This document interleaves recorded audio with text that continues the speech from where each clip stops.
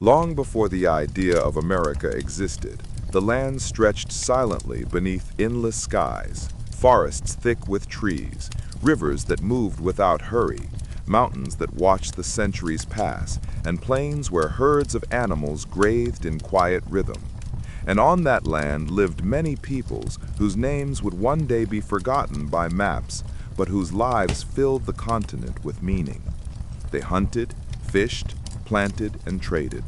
They built villages and paths and stories that explained the sun and the rain. And they lived in harmony and conflict, as all people do, for thousands of years. The seasons changed, and the people changed with them, until ships began to appear across the great water, slow wooden ships filled with people who believed they had found a new world, though it had always been someone else's old world. They came for gold, for freedom, for land, for a chance to start again, and they built settlements that struggled against the winters and the wilderness. Some survived and grew, others vanished, but more kept coming, and soon the coastline was dotted with towns where markets, church bells, and gallows all stood side by side.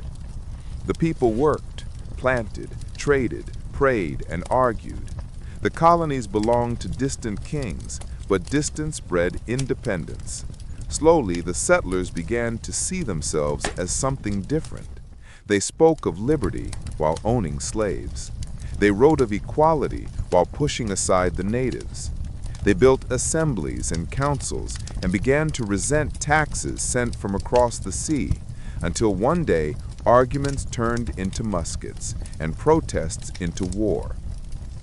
And the war dragged on, cold, hungry, uncertain, but at last the colonies became a nation, a fragile experiment tied together by hope and paper. They called it the United States, and it began its long, slow journey through history, building a government, debating rights, creating money, electing leaders, and already dividing itself into factions. The country grew not by accident, but by appetite. It bought land, fought wars, signed treaties, and sent surveyors westward through forests and plains, over mountains and deserts, believing it was destiny to spread from ocean to ocean.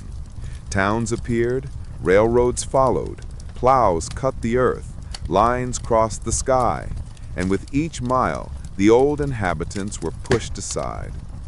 The country spoke of freedom, but enforced labor built much of its wealth. The contradiction ran deep and could not last. The arguments over slavery and states and rights turned into speeches, then laws, then gunfire. The nation tore itself apart. The Civil War came, and with it death in numbers the country had never known, brother against brother, town against town. And when it ended, the land was scarred, the people exhausted, and freedom still incomplete. The slaves were freed, but equality remained distant. Reconstruction tried to rebuild, but resistance was strong. New laws were written, old hatreds endured, and the century rolled on. Railroads connected the coasts. Telegraphs sent messages in seconds. Factories rose from fields. Smoke filled the air, and fortunes were made in steel, oil, and rail. But the workers who built those fortunes labored long for little. Children worked in mills, families crowded into tenements. Immigrants arrived from every direction, bringing languages, foods, and hopes. The cities grew upward, the frontier closed, the Old West faded into memory. The United States entered the modern world. It discovered electricity, cars, airplanes, motion pictures, and the promise of progress. But progress came with crashes and crises. The markets boomed and collapsed. The people who had little lost even more. Banks closed, bread lines stretched, and the Great Depression cast a long shadow across the land. Farms turned to dust, factories went silent, men wandered in search of work. Yet, even in despair, the machinery of government moved slowly. Programs were made, money printed, hope distributed in speeches, and when the world caught fire again, the United States joined the war. It built weapons, ships, planes, and sent millions across the ocean. The war ended with explosions that shook the earth and left the nation powerful and uneasy. It became a leader in peace and preparation for war at the same time. The Cold War followed with its quiet fear and constant tension. Schools taught children to hide under desks while rockets rose into space.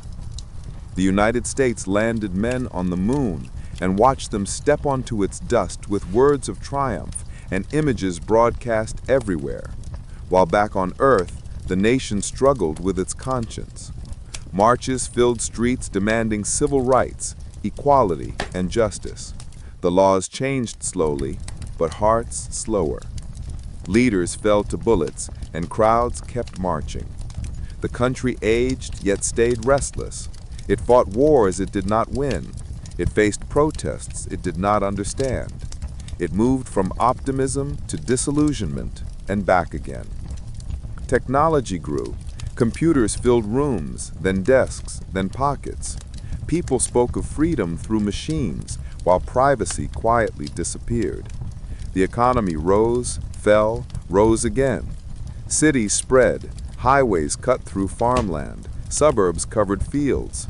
The population grew more diverse and more divided.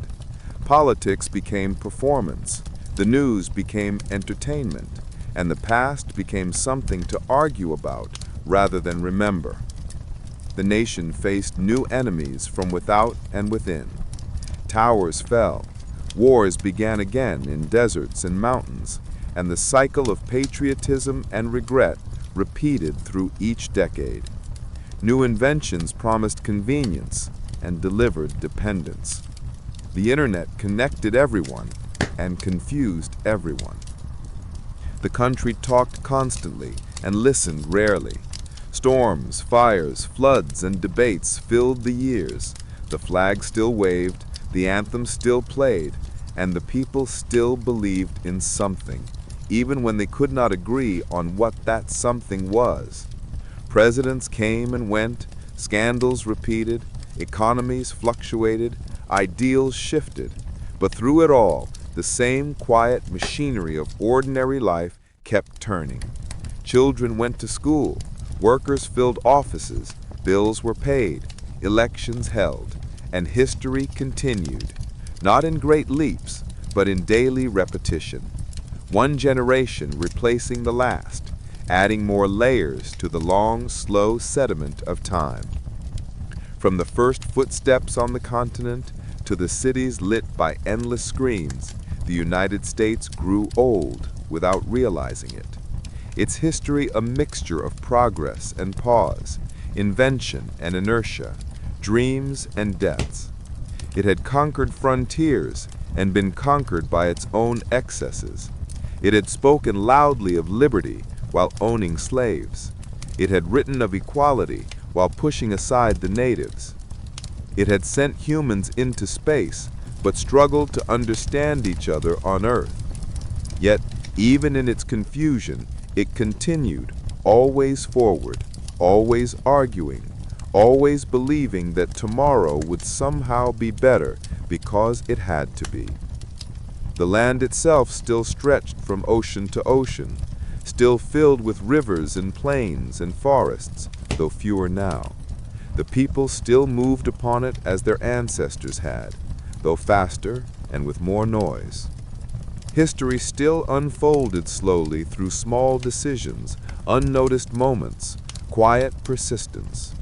The nation that began as an experiment of independence remained an experiment still, uncertain, still adjusting, still alive, in its routines and contradictions.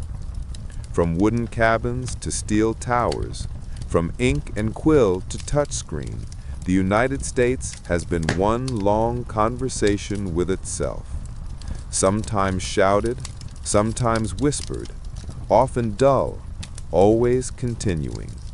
Its history not a story of heroes, but of habits, not a tale of glory, but of endurance.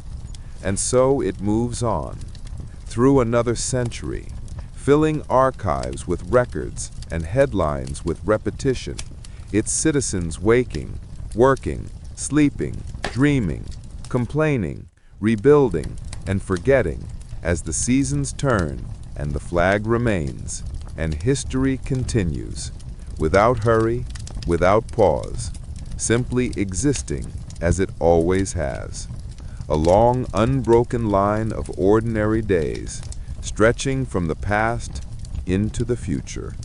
An endless story of a country that never stops becoming itself.